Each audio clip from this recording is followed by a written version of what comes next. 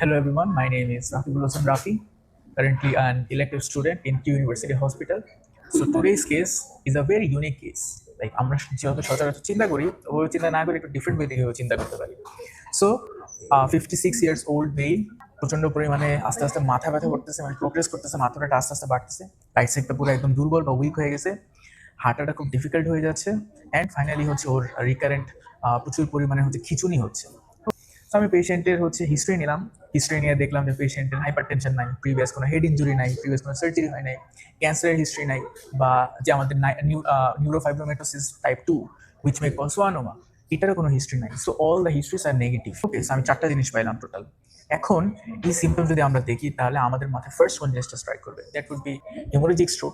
কেন hemorrhagic stroke? Because age বেশি পেশেন্টের, হাইপার টেনশন আছে কি আছে না জানি না, বাট পেশেন্টের হেডেক আছে, পেশেন্টের উইকনেস আছে, পেশেন্টের কনভালশন হইতেছে, তো আমরা সবকিছু কিন্তু হেমোরেজিক স্ট্রোকের দিকে যাচ্ছে। ফার্স্ট অফ অল আমি একটা সিটি স্ক্যান করছি, সিটি স্ক্যান করে আমি মোটামুটি 60 থেকে 70% ডিজিজ এক্সক্লুড করে ফেলছি। সিটি স্ক্যানে দেখা যাচ্ছে এইখানে কোনো হাইপো বা হাইপার টেনশনও নাই। সো এইখানে না আছে ইস্কেমিক স্ট্রোক, না আছে হেমোরেজিক স্ট্রোক। সো আমার এখানে হেমোরেজিক স্ট্রোক এক্সক্লুডেড। সেকেন্ড যে জিনিসটা আমরা চিন্তা করতে পারি দ্যাট ইজ হচ্ছে মাইগ্রেন। এখন মাইগ্রেন যদি হয় তাহলে একটা অরা থাকতে পারে, ওর হচ্ছে কোনো একটা জিনিস এক্সটার্নাল কোনো একটা স্টিমুলাই থাকতে পারে, অর্থাৎ কোনো আলো অথবা শব্দতে ওর মাথা ব্যথা বাড়বে, যেটা ওর হয় নাই। অ্যান্ড মাইগ্রেনটা মানে পারসিস্ট করে অনেকদিন, যেটা ওর পারসিস্ট করতেছে না, সো আমি মাইগ্রেনটাও এক্সক্লুড করে ফেললাম। থার্ড জিনিস কি হতে পারে? থার্ড জিনিস হতে পারে হচ্ছে সাবঅ্যারাকনয়েড হেমোরেজ।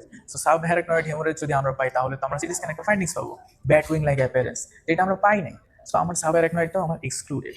আচ্ছা, এছাড়া কি হতে পারে? এছাড়া হচ্ছে আমার কনভালশন আছে, তো আমার এপিলেপসি আছে কিনা, কিন্তু পেশেন্টের প্রিভিয়াসলি আগে এরকম কোনো এপিলেপসি হিস্ট্রি ছিল না, জাস্ট বেশ কয়েকদিন যাবত হেডেক হইতেছে, রাইট সাইড উইকনেস হয়ে গেছে, পেশেন্টের এরকম কনভালশন হইতেছে। সো আমি এপিলেপসি জিনিসটাকে আসলে এক্সক্লুড করে ফেললাম।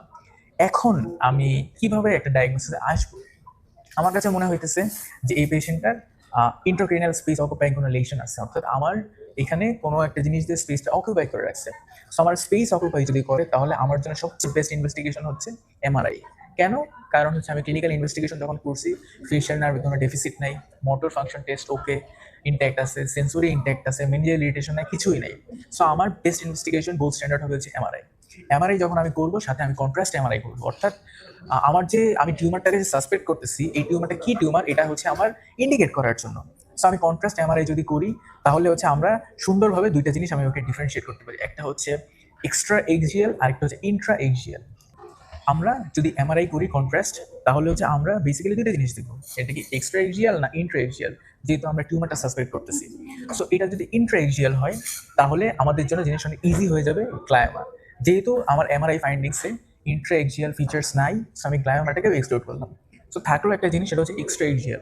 এক্সট্রা এক্সিয়াল কন্ট্রাস্ট এমআরআইয়ে যদি আমি কোনো একটা লিশন পাই, সেক্ষেত্রে আমার হট চয়েস বা হচ্ছে একদম ছাক্কা এক জিনিস ডায়াগনোসিস হবে, দ্যাট ইজ মেনিনজিওমা।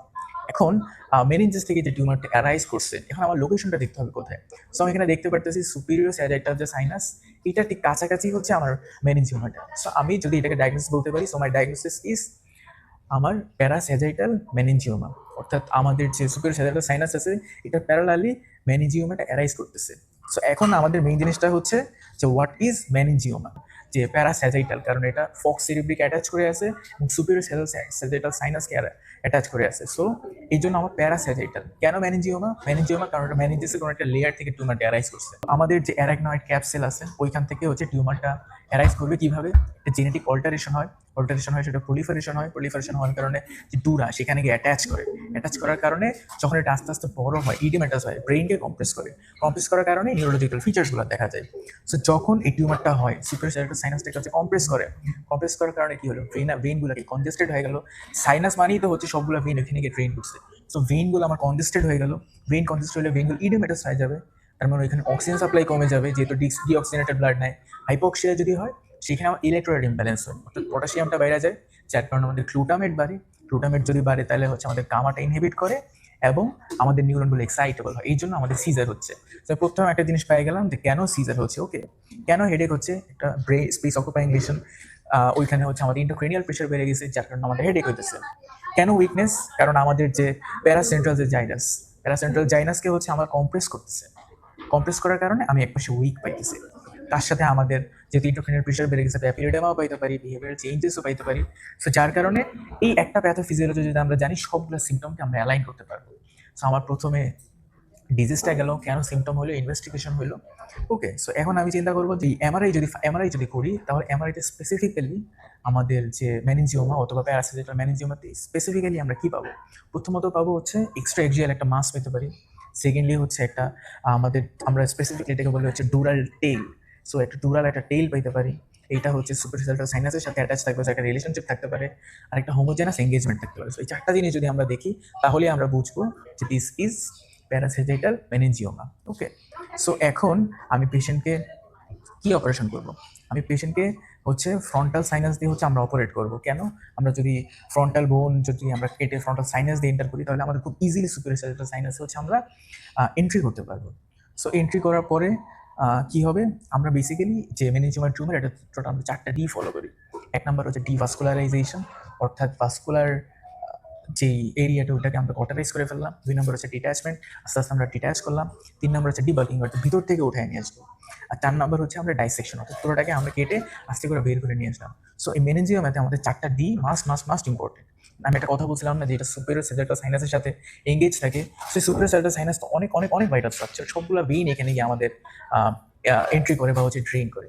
সো এটাকে হচ্ছে আমরা কিভাবে প্রিকশনস নিতে পারি?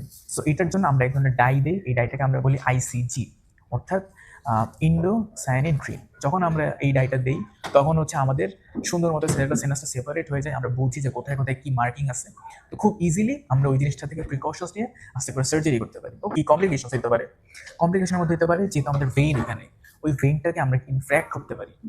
আমরা ভেইনাসে একটা ইনফ্র্যাকশন হতে পারে, প্রচুর হেমোরেজ হতে পারে, পেশেন্টের ইন্ট্রাক্রেনিয়াল প্রেশার অনেক বেড়ে যেতে পারে, পেশেন্টের হচ্ছে কোনো ইনফেকশন অথবা সিএসএফ লিক হতে পারে, তাই না? So summary of the case is 54-year-old male patient আসছে। আসার পর থেকে ওর আস্তে আস্তে প্রোগ্রেসিভ হেডেক হচ্ছে, রাইট সাইডে উইকনেস হইতেছে, প্রচুর পরিমাণে এপিলেপসি হইতেছে বা প্রচুর খিঁচুনি হচ্ছে। হওয়ার কারণে আমরা আমরা ডিটেক্ট করছি পেশেন্টের কি হেমোরেজিক স্ট্রোক আছে কিনা। সো হেমোরেজিক স্ট্রোককে আমরা এক্সক্লুড করার জন্য একটা সিটি স্ক্যান করছি। সিটি স্ক্যান করার কারণে খুব ইজিলি আমরা এক্সক্লুড করে ফেলছি পেশেন্টের কোনো হেমোরেজিক স্ট্রোক নাই। পেশেন্টের মাইগ্রেন, সাবআরেক্টয়েড হেমোরেজ, মেনিনজাইটিস এগুলো আছে কিনা, এগুলো এক্সক্লুড করে ফেললাম। সো আমাদের হাতে থাকলে হচ্ছে gold standard test MRI. MRI করে আমরা দেখবো যে লেশনটা কি বা মাসটা কি এক্সট্রাএক্সিয়াল না ইন্ট্রাএক্সিয়াল। যদি এক্সট্রাএক্সিয়াল থাকে, তাহলে আমাদের খুব ইজিলি ডায়াগনোসিস হয়ে যাবে, সেটা হচ্ছে ম্যানিনজিওমা। ইন্ট্রা হইলে গ্লায়োমা। সিন্স আমরা এমআরআই ফাইন্ডিংস এক্সট্রাএক্সিয়াল পাচ্ছি এবং স্যাজিটাল সাইনাসের সাথে অ্যাটাচ এবং ফক্স সেরিব্রের সাথে অ্যাটাচ আছে, সেক্ষেত্রে আমরা এটাকে বলতেছি প্যারাস্যাজিটাল মেনিনজিওমা। এবং এই পেশেন্টের যদি হয়, তাহলে আমরা যেহেতু প্যারাস্যাজিটাল, সো আমরা ফ্রন্টাল প্রসেস দিয়ে সার্জারিটাকে অ্যাপ্রোচ করবো। অ্যান্ড সার্জারির আগে অ্যান্টি এপিলেপটিক ড্রাগটা কন্টিনিউ করবো সিজারটা কন্ট্রোল করার জন্য, এবং সার্জারির পরে আমরা হচ্ছে স্টেরয়েডস দিব সেরিব্রাল ইডেমাটাকে প্রিভেন্ট করার জন্য।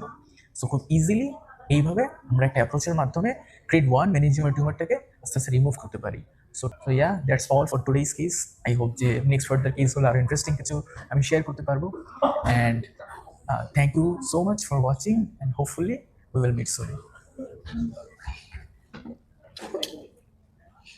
ভেনাস ইনফ্র্যাক্ট কিভাবে হয়? সো আমাদের নর্মাল তো ব্রেন থাকে, ব্রেনের যে ভেইনগুলো সেগুলো হচ্ছে ব্রিজ করে, সবগুলা ভেইন হচ্ছে সাইনাসে গিয়ে হচ্ছে ওপেন হয়।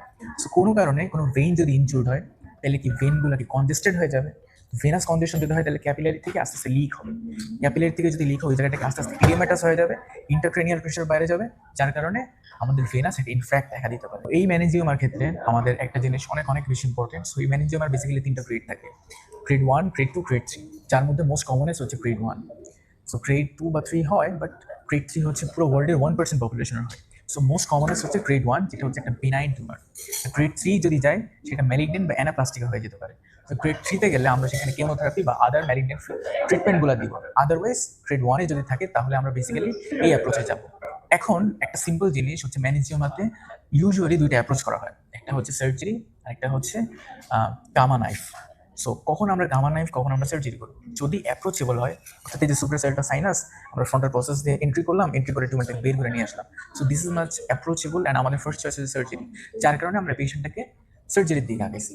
কিন্তু এই পেশেন্টটার যদি এমন একটা অবস্থায় থাকতো যে টিউমারের সাইজটা অনেক ছোট, এমন একটা ডিফিকাল্ট জায়গায় আছে যেখান থেকে টিউমারটা বের করা যেতেছে না, বা পেশেন্টের অলরেডি ইন্টারক্রেনিয়াল প্রেশার বেড়ে আছে, পেশেন্ট হাইপার টেনশন আছে, অ্যানাস্থেটিক কোনো সমস্যা হবে, সেক্ষেত্রে আমরা করতে পারি হচ্ছে গামা নাইফ।